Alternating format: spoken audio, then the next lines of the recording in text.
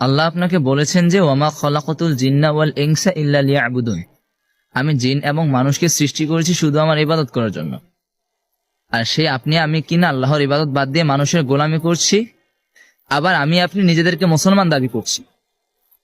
আল্লাহর কথাকে অস্বীকার করে আমরা আমাদেরকে মুসলমান দাবি করছি। আপনাদের লজ্জা হওয়া দরকার।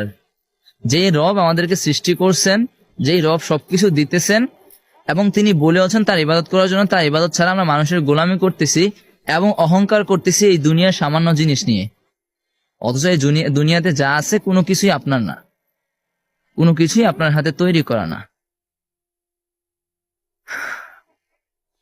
আর কবে বুঝবেন? যদি মনে করেন যে বড় হলে বুঝবেন, তাহলে আমি বলতে পারি আপনার থেকে আরো ছোট ছোট মানুষও এই পৃথিবী থেকে চলে গিয়েছে। আল্লাহ পাক রব্বুল আলামিন আমাকে আপনাকে বুঝার তৌফিক দান করুক। আমিন।